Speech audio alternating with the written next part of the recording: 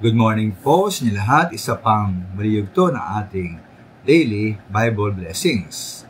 Pamagat po ng ating aralin ngayong umaga ay, nag-uusap ba kayo? Nag-uusap ba kayo? Tunay po napakalaga po ng komunikasyon. Minsan nga po ang kawalan o mali komunikasyon ay ang ugat ng problema sa isang relasyon.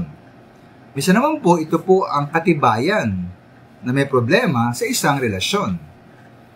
Kaya sa Biblia po, pinahalagaan po ang komunikasyon na sabi po sa Efeso 4:15, binanggit po roon ang pagkasalita ng katotohanan sa diwa ng pag-ibig. Sabi sa verse 25, itakwil na natin ang pag-isinungaling at tayong lahat ay magsabi ng totoo sa isa't isa. Tiago 1:19 naman po, dapat tayong maging alisto sa pakikinig, dahan-dahan sa pagkasalita, at huwag agad magalit. Kaya po mag-asawa halimbawa, ba't kaya kung minsan ay nahumaling ang Mr. o Mrs. sa iba? Mari po dahil sa komunikasyon. Baka po si Mr. naman mabait, hindi naman nanakit kay Mrs., pero wala siyang maayos at tigran na trabaho. Parang walang ambisyon sa buhay, kaya lagi po silang kapos sa pinansyal. Kaya po si Miss po laging tuliro sa pagkapakain ng kanilang 5 maliit na anak. Diba si Mr. akala niya okay lang, dahil to si Miss po ay tahimik lamang, yung pala, nagitiis lang po siya. Yung sinabi na po ni Miss, kay Mr. ang kanyang hirap ng katawan, masama ng kalooban, dahil wala silang komunikasyon.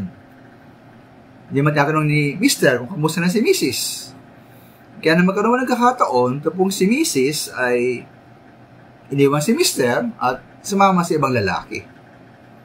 Ngayon po, kabila man na naman minamahal, meron naman Mrs. halimbawa na si Mr. binibigyan niya po Mrs. niya ng napakaraming pera. Lahat ng gusto binibigay.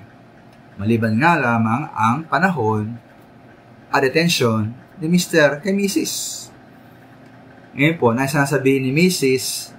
kay Mr. na kanyang pungulila, pero po si Mr. po ay sobrang busy sa negosyo at trabaho para makinig. Kaya nangyari po, itong si Mrs. po ay nahumaling sa isang kasama niya sa gym, nanda makinig at mag-boost ng attention sa kanya.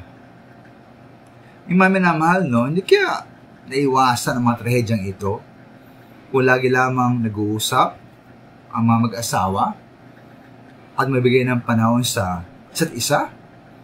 Mga minamahal, at ipahalagahan po ang wasto at mahusay na komunikasyon. Maraming salamat.